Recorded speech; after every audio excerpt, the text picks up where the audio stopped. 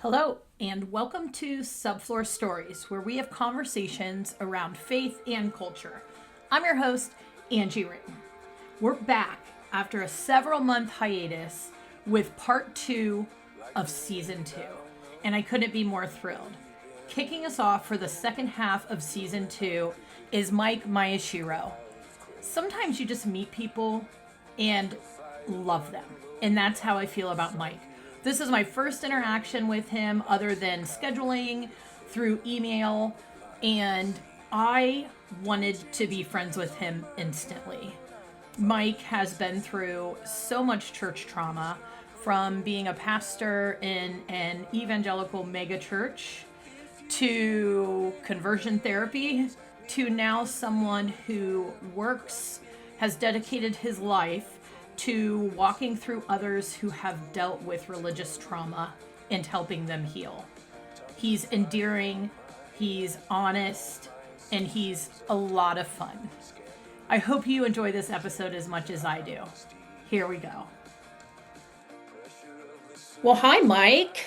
Hi, Angie. Thank you so much for doing this. I'm thrilled that you were open to it. I'm thrilled to be here. Thanks for having me on the show. I'm excited. Good. I'm so happy. I think we'll just jump right in. I would Yeah, love to hear a little bit about your background, whatever you feel like sharing. yeah. Yeah, so I was taken to church at 4 for the first time. It was a independent fundamental Baptist church, which is a pretty Oh, extreme, conservative, strict version of evangelicalism. yeah. And I was told about hell and Jesus and sacrifice and salvation and heaven and God and all that in the first Sunday school I'd ever attended. And it was terrifying and a lot of information. And so I got saved. But then a couple of days later, I like actually prayed in the back of my parents' car on the way to the private school they enlisted me in right after that, and genuinely invited Jesus into my heart. So I Mm. was raised Baptist um, for a long time, up until I was probably 15, and then my parents took me to a non-denominational church at that point. But anyway, all that to say, I was pretty heavily indoctrinated by Okay. evangelical dogma theology, and I was intrigued and interested and invested and fully bought into all of it. And of course was told, especially this is culture, this is like topically relevant. I was told about gay people and how they were perverts or evil or like Hmm. akin to child molesters or murderers or rapists, and they weren't going to inherit the kingdom. I learned all that really early, and then when I was 10, I realized, oh no, I'm gay. Oh, Like that's the word we use for people yeah. like me. So that was a really terrifying realization. And so Oh, I got to consciously choose to live in the closet and hide so much of myself from everyone. mm. And then when I was 18, I had a dramatic spiritual experience where, uh, I mean, depending on whoever's listening and how they want to interpret this, like, I'll just tell you how I experienced it. But like, I had a radical encounter with who I understand God to be, is probably how Sure. I'd say that. And I was weeping at church. And just didn't realize like that there was this possibility that God was better than I'd been told and that God actually did love me.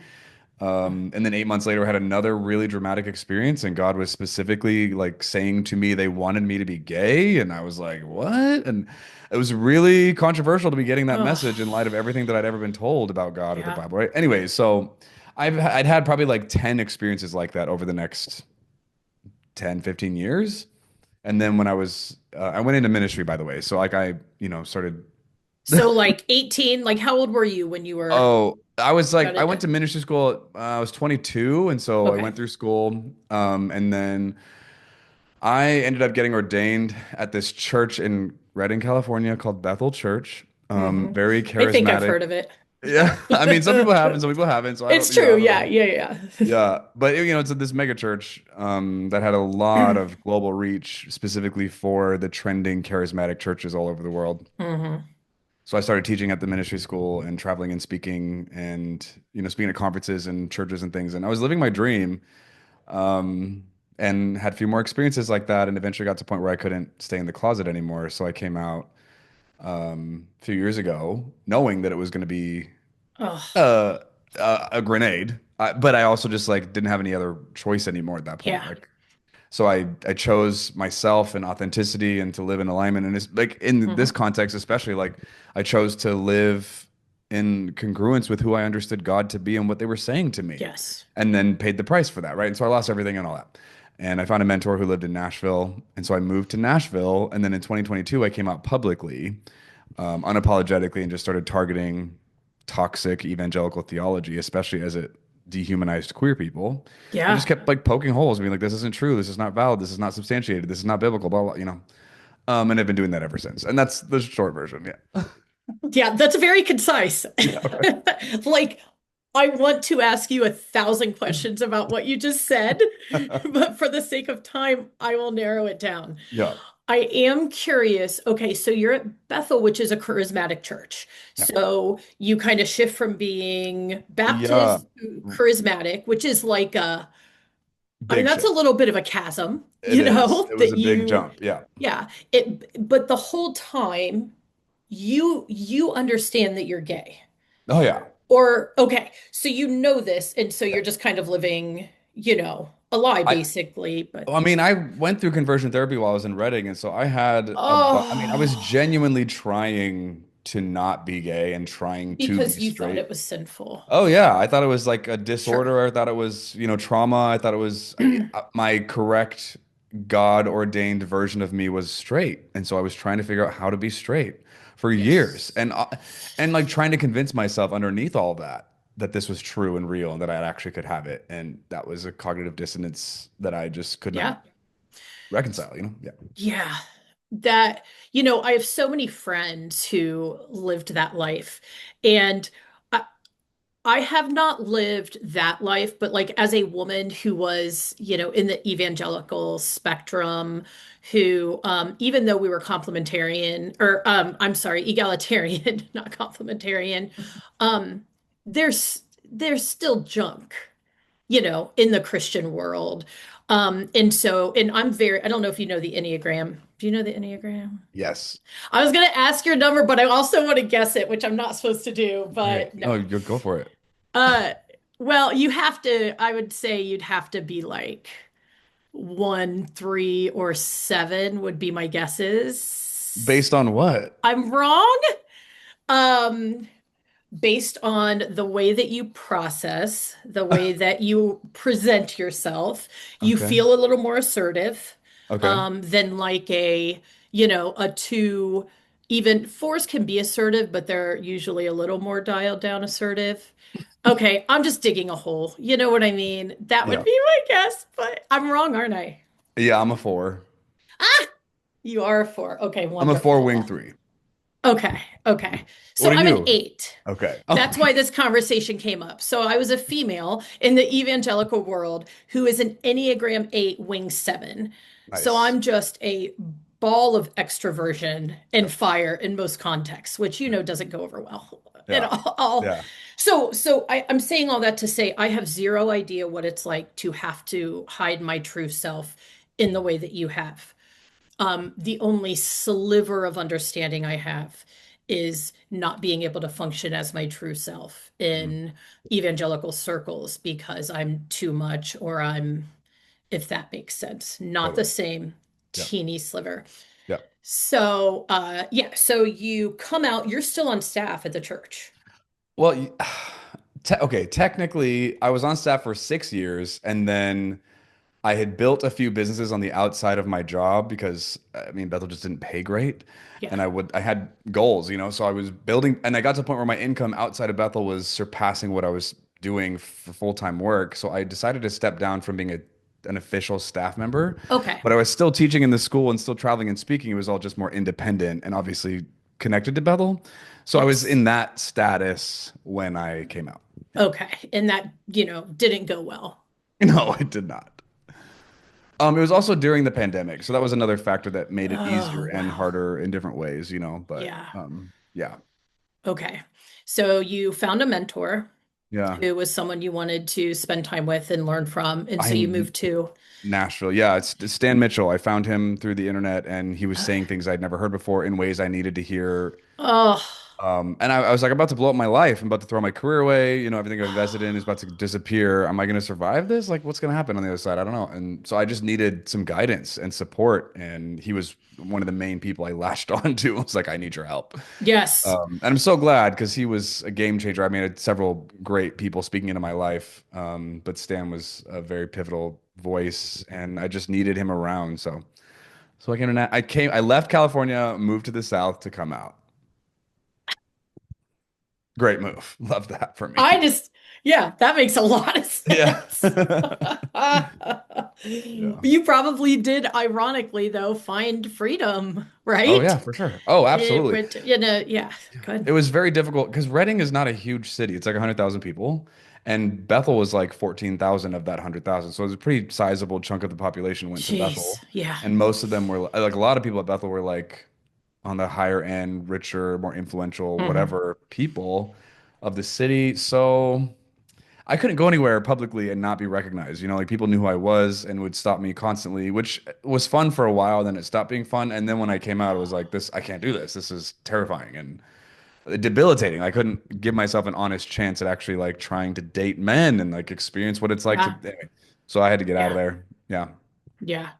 So you moved to Nashville Yeah. and you're creating this entirely new life. Obviously, you're like deconstructing, reconstructing, kind of, healing from all of the evangelicalism. How what happened with like faith life there? Yeah. So I did start deconstructing. I first started unpacking the clobber passages and like Yeah, facing them head on, which I'd yeah. avoided for decades. I was Ugh. terrified to actually Mhm. face that, right? Because I didn't want to open that door and then find out actually, yeah, God hates me. I'm going to hell, whatever, you know. Yeah, So I yeah. just avoided it. Denial was my solution to that, to the Bible. And then I started finding voices who were saying very different things about the Bible than I'd ever heard in my life than I was allowed to hear, I think. So I started Yeah. just reading the books and listening to the podcasts and the conversations, the YouTube videos, and then meeting several of these people. And the more research I did, the angrier I got because Ugh. the work that was being presented and the substantiation and the proof, I was like, oh my God, like Proof. this non-affirming way of understanding the Bible was so based on propaganda and insistence and tradition. It wasn't Yeah. rooted in actual exegesis or like Hmm. scholarly work. I was like, this isn't In even, politics. yeah, it was like, this isn't even Yes. valid. Like this, I spent how long for this? Like this sucks. I got Ugh. so mad. You know, there's a lot of grieving and reshaping and then a lot of emotion and then anger for me, but then also all the other queer people who are still under this Yes. bondage, right? This oppression that Who was not just just live single lives right, who because are they're living made to celibate and and like shame-filled despise and miserable. themselves. Yeah. Yeah. Self-hating. It was like infuriating to me. I'm like, this is horrible. So from there, it started branching out. I started having to change some ideas and attitudes around other subjects that were coming up, like racism in the white evangelical church. That's all I'd ever known was the white evangelical church, right? Hmm. And women and their experience under the patriarchy and trans people, especially within the queer community and how they were Ugh. being Yeah. treated, and you know, immigrants and the poor. It just like I kept having to like dig and pull apart, and the more work I did, the more voices I found, the more reading I consumed, the more like I couldn't do it. I couldn't be part of an evangelical ethos anymore. I was like, this is not real. This is not based on truth. This is, you know, other things. It's a lot of, anyway. So many of my beliefs changed. My doctrine changed. My theology changed.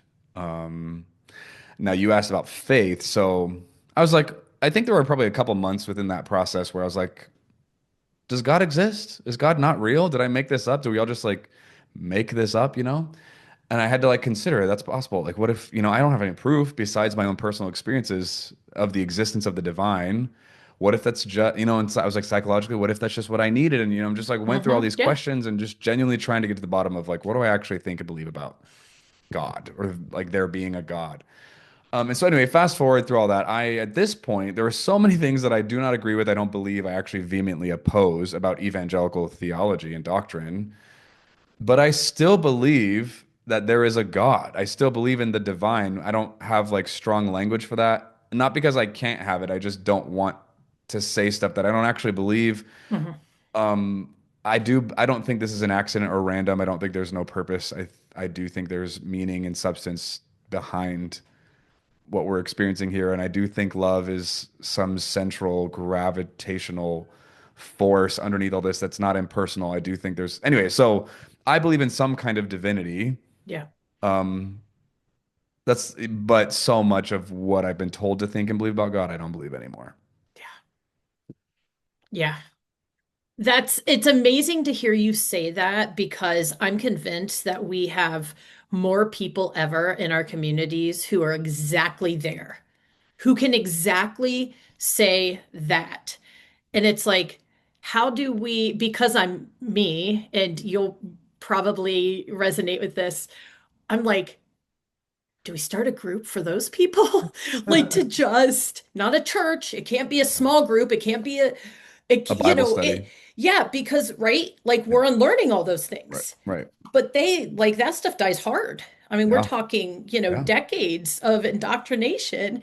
Yeah. But then I still think, like, how do we love those folks well and give them a place to say out loud, even just the things that you're saying, Yeah. and like it be okay. And I don't know, Yeah. you start a non-church. Anyway, that's me and my ridiculous Yeah. brainstorming. Yeah. I mean, I think there is what's weird about the whole leaving evangelicalism thing is obviously there's so much wrong and toxic about the theology, but it wasn't just theology. It was community. It was belonging. It was identity. It was Yes. geopolitical, economic worldviews, right? Like so much of our understanding of ourselves and the world we're in were rooted and framed by Yes. this. So to walk away, all of a sudden there are these gaping holes Yes. in your human experience, and there isn't a happy, immediate replacement for that. There's not just Yeah, like a all of a there's sudden I not. now have this instead. Like, yeah. So, Yeah, that's unchurched. an interesting thought. What did you do? If you don't mind me jumping in there again, sorry. No, you're But good.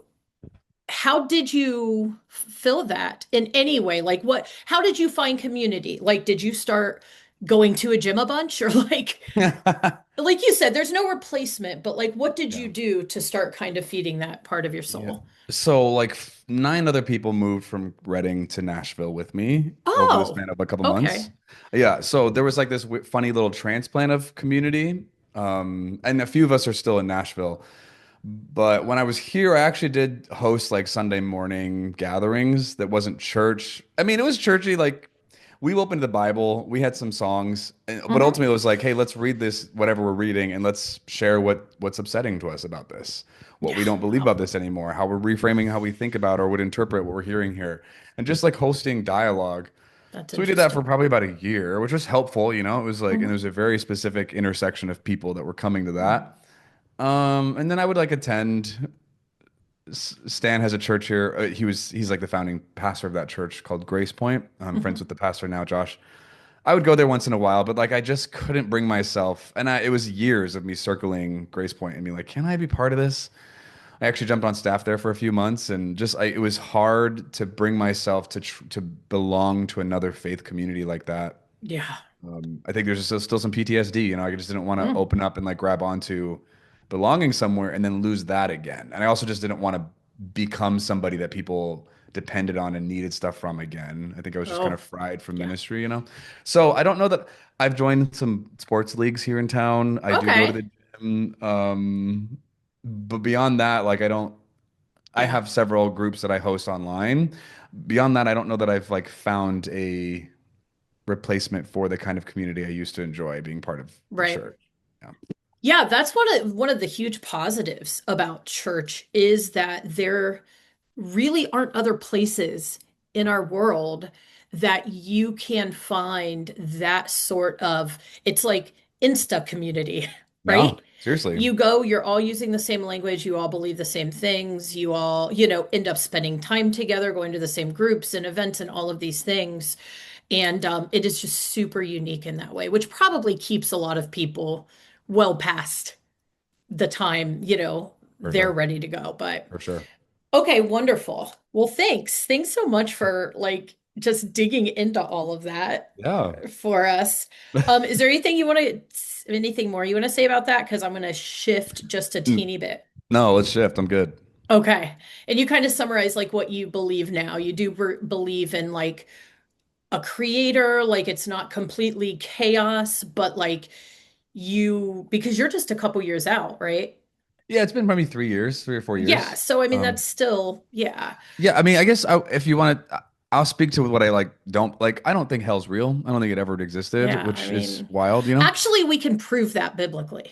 Like, You're you know what I right. mean? Totally. Yeah, yeah. Theologically, you can Right. prove that it's not. But anyway, go ahead. Yeah, Along totally. with the rapture, like they kind of go hand in hand, Yeah, you the end of the know? world, Yeah. hell. I'm like, yeah, none of that stuff exists in my worldview anymore.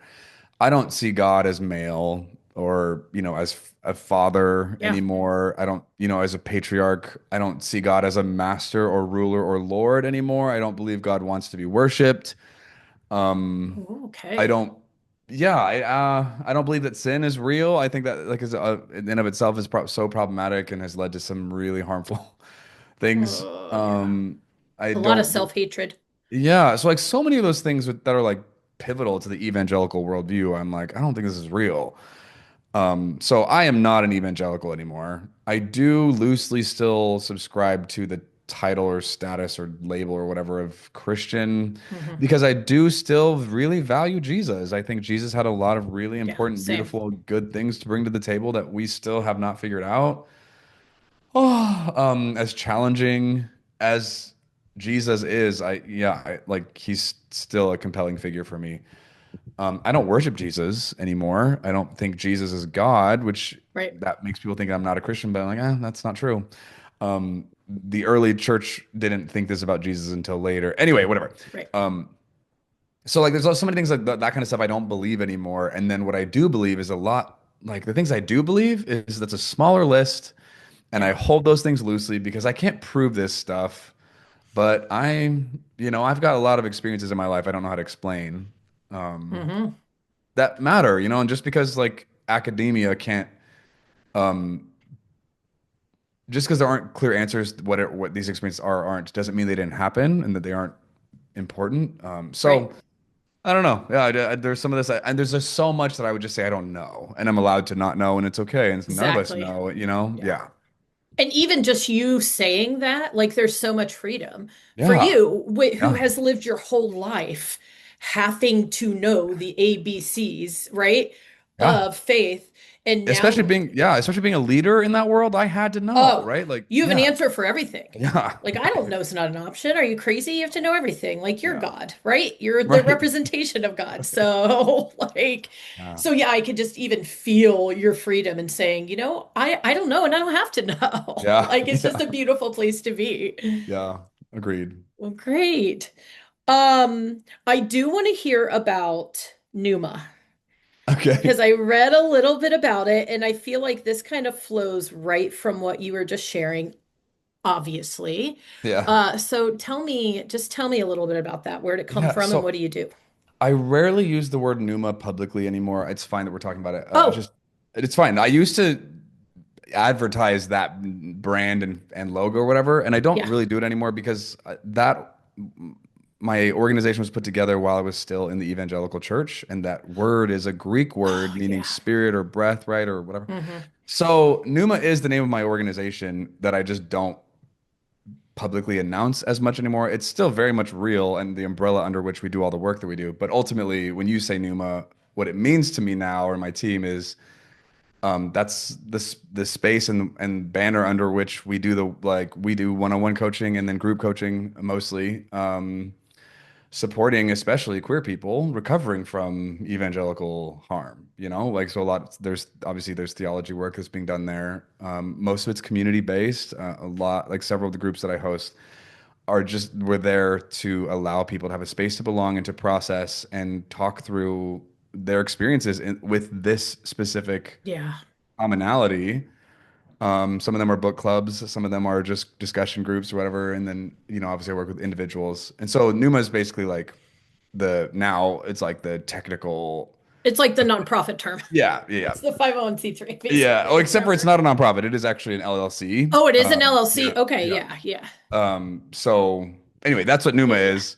But the brand, when I came out and things shifted, the brand became more Mike Maeshiro and less, which was always true. I just kind of let go of trying to tell people about Numa because it was just confusing and just didn't feel worth it anymore. Well, and it's not you anymore. Yeah, that's So true. it's Yeah. like, Right. Yeah. I totally understand that. Yeah. So yeah, coming out of is it fair to say religious trauma Yeah. based around your yeah, Yes. being queer, you now kind of give back by helping the many, many people, who Yeah. have experienced the same thing.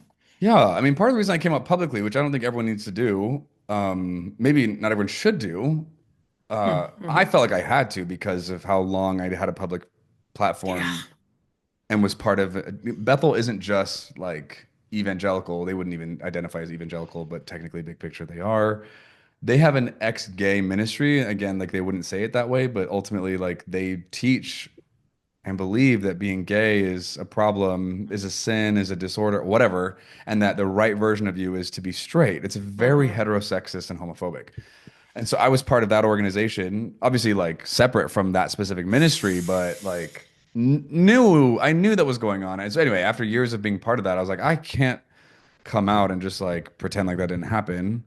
And then I'm not aware of what's going on here. Like, and I'm also my conscience. I just like I've got to push against that. So through my own like deep journey of like conviction, yeah, I like took everything that I had and targeted it back toward that thing and pushed back, and like it came out swinging, right? And I've been Wow. unapologetic about that. Nice. And I just it's so hard for someone who's deeply and sincerely subscribed to evangelicalism to humanize themselves if they're queer, and find their way out. It's a lot of work. It is a journey. It's not Mm. one, two, three steps. It's like it's 100,000 decisions, right? That's dramatic, but it's a Yeah. lot of decisions. It's a lot of loss and sacrifice, and a lot of courage is required. And there's also just a lot of like work that needs to be done to even like address the ideas and the scholarship behind it. Mm. So yeah, like I came out and publicly like used my platform to address this specifically because it's so hard and it's terrifying, and I don't know that we have a ton of examples of that. And I Hmm. just wanted to be another person they could find on the internet who speaks their language and speaks to the world they're in and speaks to the giants and the mountains that they have to face and says you can overcome that stuff. There is life on the other side. You will survive, and just try and Yeah. release resources and options and tools, and yeah. You are probably literally a lifeline to so many people. Like, just like hearing you talk through all that's involved of someone who has, been part of that culture for years and decades, and how special it was for you to, what is your friend's name, Phil? That your mentor? Oh, Stan. Stan, sorry. It Yeah, was a that's good. four-letter male name. So, but like how important it was for you to just have someone who could speak your language. Yeah. And Yeah. like you are that for Mm. how many humans? That's just really special. Thanks. Yeah, you're gonna make me cry. Yeah. Yeah. Aw. Okay. If you cry, I'll cry. Stop me crying. It is though. It's really sweet to hear someone who went through the things that you did, and only 3 years later, like you've boom, right?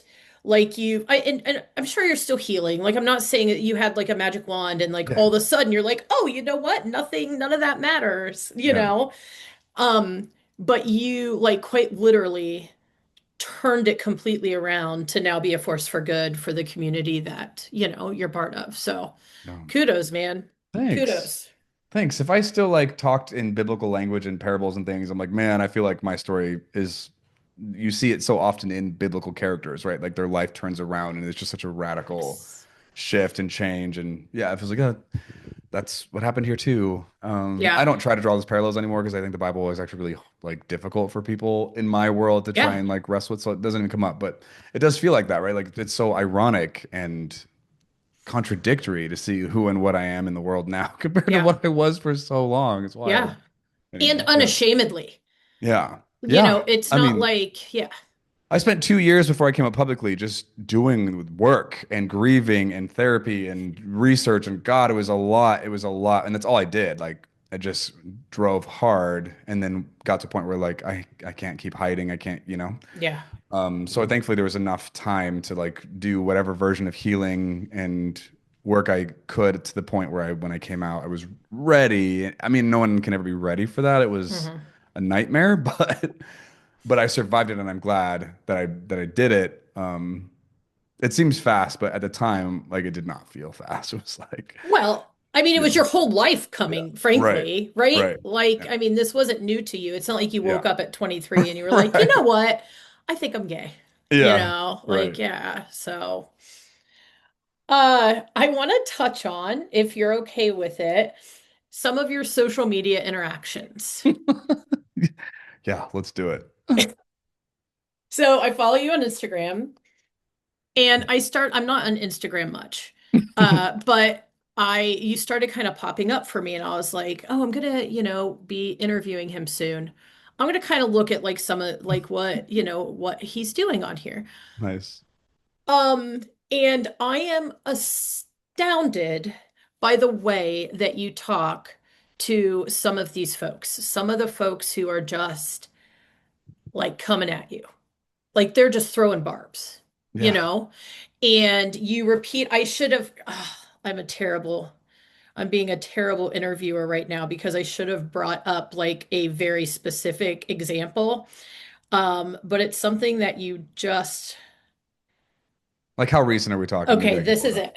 Oh, So okay. this is 7 hours ago. Okay, so today. Do you mind if I read? No, great. That's It's a great. screenshot of your Yeah, yeah. messages. Yeah. Okay. So, you message someone, person X, and you say, hey, I'm going to need you to dial down your condescending, aggressive tone when addressing people in my comment section. I appreciate that you feel strongly about what you're sharing, but if you don't conduct yourself civilly, I'm going to have to block you. Please clean it up. And the person responds, that's fair. You said, thank you, thumbs up. And they say, absolutely. Can we just take 1 second to appreciate this interaction? Yeah. Because first of all, most people in your shoes would have just blocked them. Like most people, like things are so heated and so tense. Yeah. Like most people they're not going to try to dialogue. They're not going to, right? They're just going to say, "Oh, you're being a jerk to, a person in my comments. You're blocked. We're done." Just talk to me a little bit about this. You have multiple of these, by Yeah. the way. Yeah. You share multiple screenshots of how you're interacting with folks who are just plain cruel Yeah. to you sometimes. Yeah. Well, so this person specifically, like my response to these individuals varies depending on their behavior, right? This person wasn't being overtly like toxic. They were just being really aggressive and rude and condescending. But I could see that they sincerely were trying to like engage in the conversation. And I was like, ah, it's not constructive how they're behaving. And it's getting to the point where it's like, oh, this is bothering me. I don't like how they're treating people. So that's why I responded to them that way. And I was surprised. I wasn't expecting them to, like comply and like be respectful or at least not, Yeah, not non-combat, like be non-combative. So I appreciated that, and I just kind of wanted to share that interaction because of just how intense and like divided and volatile the conversations are right now, or have been for a while anyway. But obviously, this last week especially have just like flared up. It doesn't always go that way, right? And there are times where people are just, I mean, behaving in ways that are more heinous than the person we were talking about today. So I just block. Sometimes I do just block people because I right. mean, it's obvious they're not trying to have a dialogue. Sure. I do love people genuinely trying to understand. I don't love people just dehumanizing other people and Right. throwing rocks at them. Not help, right? So if someone's genuinely trying to engage, I can like overlook some of the poor behavior and like call them to a higher standard of how they're showing up. And if they show up better, I'm like, cool, keep going, let's go, dialogue, right? Like I love that. I just don't love the other stuff that is just Right. so rampant. And social media is a terrible place to have conversations for the most part because of the It is. trolls and whatever. But there are so many really cool, genuine exchanges that also happen that you kind of get overshadowed by the heinousness and the sheer volume of the other types of comments. But there are a lot of genuine comments that do show up. So I actually have a huge value for the discourse that happens on social media. I think it is valuable. I think most of it is garbage, but there are some very valuable exchanges that take place, and I see them regularly, and I love that. So I'm trying. I do just try to host Yeah. as much as my bandwidth can handle it. Like let's engage. If people want to learn, I would love for them to learn, but they need to bring some Right. curiosity and humility to the table for that to even be possible. Yeah. Yeah. You do that well though. Thanks. The interactions, some of them that you've posted that I've read, I mean I feel like wow, this guy, I mean, you wouldn't use this language. I would still say this, just operates with a lot of grace. Like you're just gracious toward Mm. people. Yeah. And So it's just sometimes, listen, Angie, sometimes I'm amused and I'm showing up like, okay, let's see where this goes because it's funny all to right, me. buddy, let's do this, Because sometimes the biggest will show up right out the gate. Like I remember, I think I posted a conversation in the last couple of weeks where the person starts off our DM exchange with groomer. They just call me groomer. That's it. And I was like, Uh, what? And so then the conversation unpacks, and I just start poking at what they're saying to me, and just trying to engage with what they're sharing, and it just gets worse and just continues to devolve. And to me, sometimes those exchanges, I share them because I'm like, how are you supposed to have a conversation with someone who behaves this way? yeah. This is heinous. And this is the person representing the Bible, Jesus, Christianity, Yeah. like Let what are me we tell doing? you about God. And so some of this just to me is like it's satirical almost. I'm like, this is It is. so absurd. People are like, I can't believe you're so kind or gracious or patient. And I'm like, I don't know if I feel any of those things. This feels ridiculous and laughable to me. And I do genuinely hope at some point they might actually like wake up and whatever, and that doesn't always, sometimes, rarely, but Yeah. sometimes they do like snap out of something and it's like wild to see that. Most of the time it's like, okay, thanks for this exchange and we move on. But it is just part of the deal, and I try to like showcase sometimes, excuse me, sometimes the exchanges I share them because like it gives people verbiage and posture on how to engage with someone who's so aggressive and dehumanizing. Other times it's absurd and exposing the hypocrisy and bigotry that shows up in that Yeah. space, and other times it's just funny.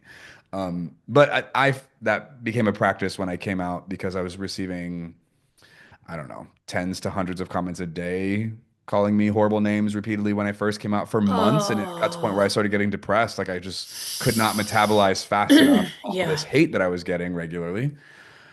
And like going on walks, going to the gym, working out, playing sports, talking to my friends, having a therapist, like these things weren't cutting it. It wasn't until I started screenshotting and sharing these horrific exchanges and then sharing my opinion about what was going on that my mental health started to like recover. And I Oh, started okay. feeling, because I Yeah. started feeling like I was being able to advocate for myself and have recourse. And people were being like, oh my God, thank you so much for sharing this. This is my Mm. uncle, this is my mom, my dad teach me that, this is my whatever, like this is how I'm being treated in this area and how and it started feeling like I could actually constructively do something with all this hate, and it changed the game for me. So it's just kind of become part Wow, of that's my amazing. my rhythm because it just helps me stay sane in the midst of all this chaos. Yeah. Do you have, I know that at first, when you first came out, you probably had a lot of your past Christian acquaintances messaging you. Yeah. I'm curious now. Yeah, I bet that was a lot of fun. Yeah, I love that. Um Well, good thing you don't believe in hell because they probably all told you you're going to burn in it, right? So you Yeah. were good to go. Yeah. It's a terrible joke. I'm sorry. I'm curious if nowadays, do you have anybody from like, Christian life who reaches out to you in a way that's like, man, I'm now struggling with this and I want to have like a dialogue with you, not just to hate you, not to say, um, does that make Yes. sense? Yeah, the answer Okay. is yes. Okay. I've got a person in my life. He and I were good friends for 10 years in my Bethel days. And Okay. when I came out, we had some really difficult patches to work past. And most of my solution to that was like, hey, I need space. I need you to not be in my life right now. And he was like, okay. And so he's done his best to try and be as respectful as he knows how to be. Um, So when Charlie Kirk died, which at the recording of this was like a week Charlie ago, Kirk died? I'm sorry. right? Terrible, And so he terrible. texted me like a day or two after that happened, and he was like, "Hey, can we talk about Charlie Kirk?" And I was like, "Oh my God, Jeez. okay." Oh. Because I do want to try. I want to try, and I don't mind having these conversations with strangers. It's different than when it's Yeah. somebody you know you have all this history with, and the Yes. history with them Yes. was when you were deeply closeted and like repressing yourself, you know? So we are still currently, it's been, I don't know, 5 days, and we're still texting about this. And I don't know that we've like had common ground yet. It's Okay. been like pulling teeth trying to figure out what we can agree on around this because yeah, so I don't even know if he hasn't responded in like 12 hours now, maybe. So we'll see if this continues. But he's the one who wants to try, and I'm like, okay, I'll try. But it does Yeah. just feel like, and I'm sad about this, not just for him and me, but for just the conversation in general for all of us. Hmm. I don't know where to find him, and he doesn't know where to find me. Yes. He genuinely thinks Charlie Kirk was this upstanding, integrity-filled Jesus follower who preached the merciful love of God. And I'm like, Hmm. I don't know who you're talking about. That's not the Charlie Kirk that I've experienced for years. Like I've been aware of this guy for a long time. Yeah. That is not what I've seen from this person. Hmm. And so, we're literally spending time unpacking one exchange he had with one student on campus. And I'm like, I don't know if it feels like we're not watching the same exchange. Like, Yeah. how That's is that? exactly right. It's wild. So the It answer is is yes, wild. I do have some of that people in my life who engage in that way still. And I'm thankful for that. But Hmm. also my nervous system gets activated every time I text with him about it. It's like it's emotionally taxing. Yeah. I So, think there's a like, little bit of PTSD with it too, you know? Anyway, yeah. yeah. Yeah. Yeah. I like that you said, I don't think we know where to find each other because I'm a spiritual director, and one of my directees just said, I'm blown away by how many um, of my friends that I thought were more middle ground are like coming out like super pro Charlie Kirk, and like, he's like sainthood, right? Right. Um, and we were just talking through how fascinating it is that people who are black and brown, queer, female, other than right wing female, um, but most of those other groups experienced him wildly different than the far right who has like like I said, elevated him to sainthood. It, but the two sides cannot hear each other. Cannot. Like, I can even say, and I'm a pretty heretical liberal, but I can say I understand, Christians, that you think he was a great guy because he was an evangelist, right? He led however many, like hundreds or thousands of like college kids to faith. And like, that's a huge thing for them. And that, sure, that's like a great thing. Okay. I can give you that. Can you give me that the way he talked to and about Black people was overtly racist? Not even, it wasn't even subtle. I mean, overtly, and so, yeah, that was a long-winded thing to say. You have these two sides, and like you said, you don't know, like if you and your friend can like come together or see each other, how you could see each other. And that's what I feel like is, yeah, it's happening on a broader scale than Charlie Kirk. I think that, that's like just a small example of what's happening, but we just can't see each other. We can't come together. And yeah, there's a part of me that like, some part of me like refuses to accept that, and yet I've yet to successfully get past the whatever this divide is. I don't because we have like literal video clips of him saying heinous, misogynistic, racist, And transphobic, everything homophobic I've things. seen, all of the arguments I've seen from the right, it's always that's, yeah, give the entire context. That's taken out of context. And it's like, I watched the whole context. It doesn't get any better, Right. Susan. Literally, like the exchange I'm talking with my friend about, he found the full whatever. So I went and watched the whole thing, and it was actually worse than the abridged version that I sent him. I Like, know, I this don't. was more appalling what he said in the full context version. then the smaller version that I sent you, like this, and that's not his take. And I'm like, I don't, how can you see and hear Mm-mm. and watch how he treated this person and things that he said to him and think that this is good? Like, Yeah. whoa, this is, yeah, I don't get it. Yes. Yeah. Yeah. Yeah, I'm with you. Sorry, didn't plan to bring up Charlie Kirk, but I mean, I brought him you up. I'm sorry. did, and I Yeah, it's jumped my on fault. it just because it is a hot topic right now. Yeah. I'm not glad he was shot. No, Nobody same. should Of be course not. killed. Yeah. Like, come on. We No. have to be able to have, Right. like discourse around these things. We can't just kill people we don't agree with, but because, I mean, okay, never mind. It's going to make a terrible joke. Anyway, okay, moving on. Okay, we just have a few minutes left. I would like to hear a little bit about my you met my uncle at the Wild Goose this year, and he was at your talk, and so he recorded some of it and sent it to me. And the part that I heard, you were talking about like you were talking to, it sounded like to the queer community about forgiving your oppressors. And it just like I mean, stuck me because we do not hear that much. Like, if someone doesn't agree with me and they're trying to oppress me, you know, I'm like, back off it, buddy. It's really hard for me to like Yeah. walk out forgiveness, even though I want to be that person. So please, I know it's a huge can of worms and I'm doing it right at the end. So just say what you would like about that, but I need my listeners to hear at least a snippet. Okay. Damn, Angie. All right. So the title of the talk that I gave was something like When We Turn Our Oppression into Privilege. And I was talking to the queer community and just addressing this attitude that I see in the LGBTQ plus world, specifically, in the advocacy space, where there are a lot of hurt queer people in the world who feel justified in being, I'm gonna use the word violent, Mhm, maybe even physically violent, but at least psychologically, verbally violent, mhm. right? Emotionally violent because of how much they've endured or suffered or how they've been treated, that it actually excuses or justifies, throwing this back.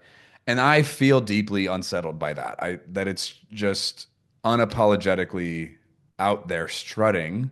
And the privilege thing comes in to invalidate any kind of accountability to how violent I want to be Mm, responding to the oppression that I've survived. And that's the thing, is like I have my version of that, right? I totally, in my way, understand and get surviving that. Um, but I can't justify or endorse telling transphobes to kill themselves. And, like, to me, there's a line, and we can't be selective or subjective around where that line exists depending on who it's for.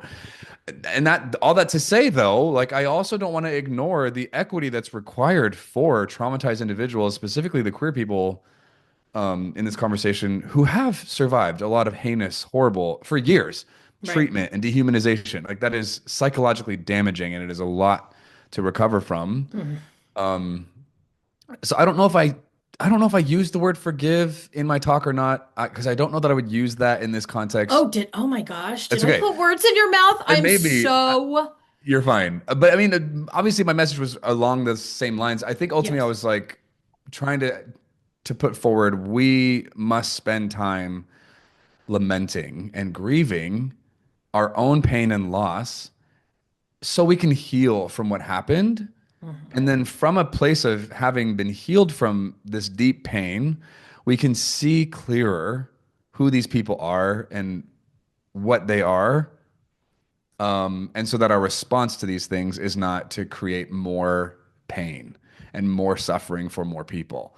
The solution to what we've endured is not to force other people to experience their version of that. Like, that's not the Right. answer.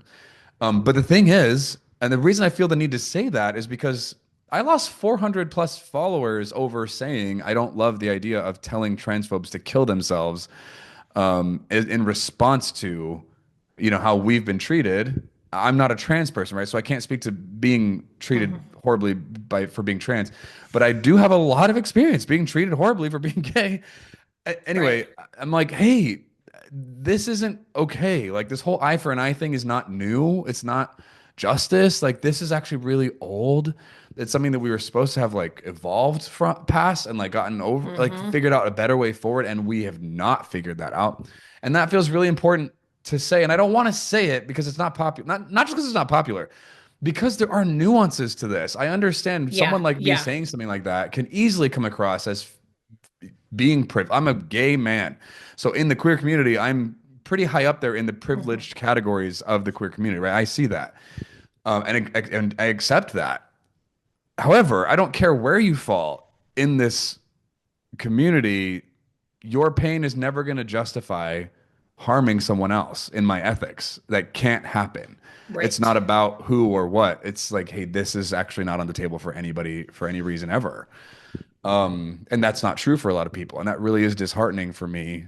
And we saw that with Charlie Kirk, right? We saw a lot of attitudes come out who were like, I'm glad they said some pretty, I would say, horrible things about Hmm. his death. And I'm like, I hate most of what Charlie Kirk stands for and like had that he Yeah. did in the world.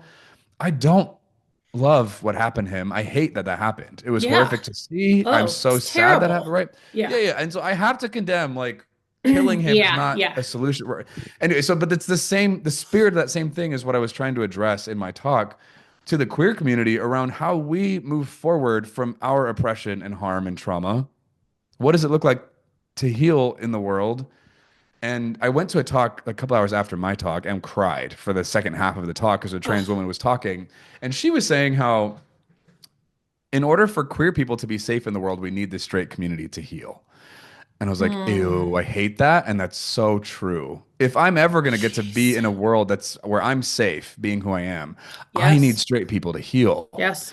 I can't beat them into submission. I can't Hmm. shame them enough. I can't argue them into, idiocy to create safety for me. That's not how we're going to get there. I need these people to heal. I need them to see Yes. themselves. I need them to own and understand themselves and their own pain and their own fears. I need them to work through that. And I can't control that whether they'll do it or not. But that is what we need to have happen in order for safety to exist for the rest of us. And that's not fun to say. It's not fun to hear. It's It's a not lot of work. popular. Yeah, and we don't have control over that, which sucks. Hmm. But the alternative to that is, well, then I'll do what I can control and then just hurt them back. I'm like, ah. So that is part of where my Christian Yes. upbringing, I think, does Yes. show up, right? I believe in loving your enemies and turning the other cheek and forgiving, not enabling abusers. But in Exactly. terms of like finding a way forward and living in a future I want to be part of, we've got to figure out how to absorb the injustice and metabolize it, alchemize it, you know? Yes. Anyway, yeah. Alchemize it. I like that. Yeah. Yeah. Yeah. Because if not, we're just constantly perpetuating violence, all of us. Democrats and Republicans, queer and straight, you know what I mean? We're just consistently punching back at each other, Yeah. and nobody's ever going to heal, and nobody's ever going to be safe. Well, especially the queer community, you Right. know? Right. So, yeah, thanks. Thanks for sharing that. I am telling you what, and I don't say this to everybody I interview, you are just a gosh darn treat. I have loved talking with you. Thank you. Likewise. Why Angie, did I I love your sound like an energy. 80-year-old grandma when I said that?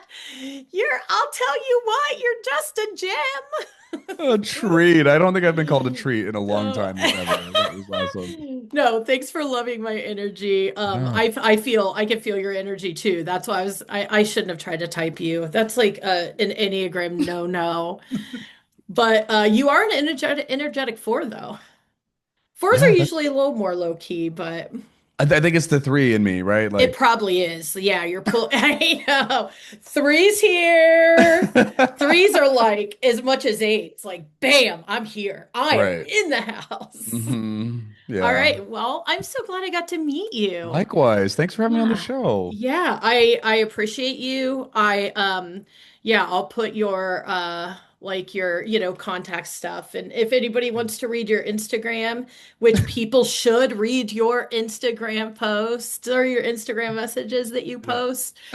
Yeah, so I'll like put all of that in the Great. show notes, and Thank you. yeah, maybe our paths will cross again. Yeah, I would love that. Angie, two things I want to throw in Mhm. there that I didn't think to tell you. One, I am writing my. Oh, and I should have asked. No, Yes, you're what are good. you working on right now, Mike? Well, I just Please realized like I should tell probably share that us. here. I am Thank you. where I've been writing a memoir on Substack in like episodic format for a year Oh, and 8 months now. So and I'm still coming out with new episodes. I'm at the point in my process where I'm about to move to Nashville. But it's gritty, it's detailed, it gets into like the stories I didn't get to share ever, right? And so that's on my Substack if people want to join in on that. and that's under your name, It's Mike. wait, mikemaeshiro.substack.com. Okay, name Yeah. first. Yeah, my All name and right. then .substack.com. And then the other thing that this has not been publicly published yet, but very soon I'm gonna open up registration for a conference I'm hosting for gay evangelical men in Nashville. It's gonna be in Hendersonville Awesome. Yeah. in May of 2026. So just want to let people know if you're a gay evangelical man, I'm hosting an event specifically for that experience that I would love for Very, guys to very come cool. physically and be part of. So yeah. Yeah, thanks for plugging those two Yeah. things. I should have asked what you were working on. I usually try to close with that, but there are no rules today, Mike. We did it. We're good. There, It's all good. I'm trying to Enneagram type people, not supposed to do that. I'm not letting you plug anything.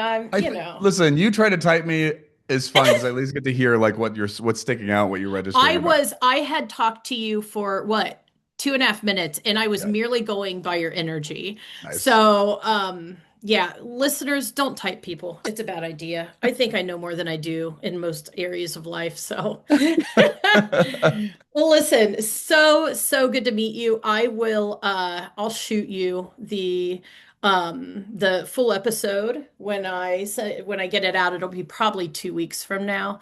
But yeah, so you Love it. can, if you want to listen to yourself, I'll go ahead and stop recording and we'll close off. Thanks, Mike. Thank you. Thanks for listening. This podcast is produced by myself, Angie Ring, along with editing assistance from my son, Jairus. The music that you hear is by the artist Andy Squires. It's the song entitled Death Defying Joy.